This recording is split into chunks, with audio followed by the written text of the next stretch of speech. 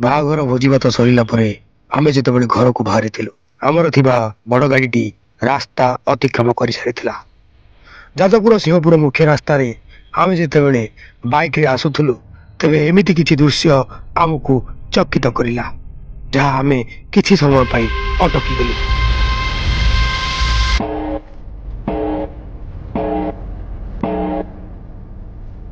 ଭାରତୀୟ ସମୟ ଅନୁସାରେ ରାତ୍ର 2:30 ଏହି ସମୟରେ ଏକ ଧଳା କୁର୍ତ୍ତାରେ କିଏ ସେ?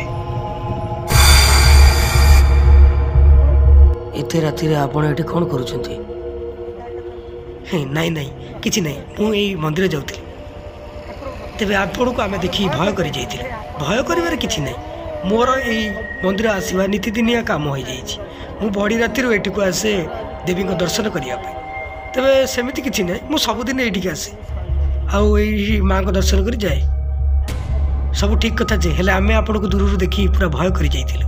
ଯେହେତୁ ଆପଣ ଧଳା ଲୁଗାରେ ଅଛନ୍ତି ଆମେ ଡରିଯିବାଟା ସ୍ୱାଭାବିକ କଥା। ଆମ ଏଠି ଗୋଟେ ଲୋକ କଥା ଅଛି, ଏଇ ରାସ୍ତା ଦେଇ ଯିଏ ଏକଲା ଯାଆନ୍ତି ସେମାନଙ୍କର ଦୁର୍ଘଟଣା ଘଟିବାର ସମ୍ଭାବନା ଥାଏ। ତେବେ ଏହା କେତେ ସତ୍ୟାସତ୍ୟ ଅଛି? ନାଇଁ, ସେଇଟା ମୁଁ ଜାଣିଛି, ଆଗରୁ ଛୋଟବେଳୁ ବି ଏମିତି ଘଟୁଥିଲା।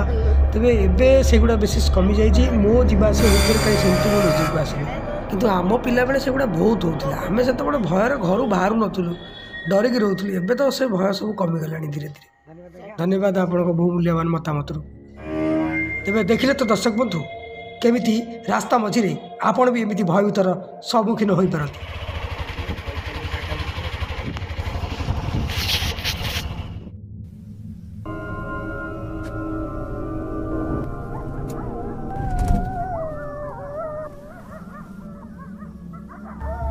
ସେଠୁ କିଛି ବାଟ ଆସିଲା ପରେ ଆଗରେ ଏକ ଚ୍ୟାଲେଞ୍ଜିଂ ଜାଗା ପଡ଼ିଲା। ରାତି 2:40 ଆମେ ବାହାଘର ସାରି ଫେରିଲା ବେଳୁ ଏଇ ଯେଉଁ ରାସ୍ତାରେ ପହଞ୍ଚିଛୁ, ଇଏ ହେଉଛି ସେଇ ରାସ୍ତା ଯେଉଁଠି ଗାଡ଼ି ଅଚାନକ ଆକ୍ସିଡେଣ୍ଟ ହୁଏ ଆଉ କାହାର ଜୀବନ ଚାଲିଯାଏ। ଲୋକଙ୍କ କହିବା ଅନୁଯାୟୀ ଏଇ 50 ବର୍ଷ ମଧ୍ୟରେ ଏଇଠି ଗଡ଼ିଗଲାଣି 12ଟି ମୁଣ୍ଡ।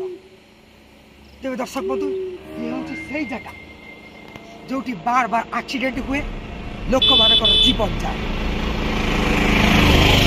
ତେବେ ଆମେ এই ଭିଡ଼ିଓଟି ଆପଣଙ୍କୁ ଦେଖାଉଛୁ ଏଇଥିପାଇଁ, ଯାଜପୁର ସିଂହପୁର ଗଲା ଭିତରେ এই ମୁଖ୍ୟ ରାସ୍ତାରେ ପଡ଼େ এই ଭୟାନକ ଜାଗା। ଲୋକ କଥା ଅଛି, ଯିଏ ଏଠାକୁ ଏକଲା ଆସେ ସିଏ ଆଉ କେବେ ଫେରେ ନା। ତେବେ ଆମେ ବର୍ତ୍ତମାନ ଭାରତୀୟ ସମୟ 2:45 ଏଇଠି ଛିଡ଼ା ହେଇଛୁ ଆଉ ଏ ସେଇ ଜାଗାର ଦୃଶ୍ୟ ଆପଣଙ୍କୁ ଦେଖାଉଛି।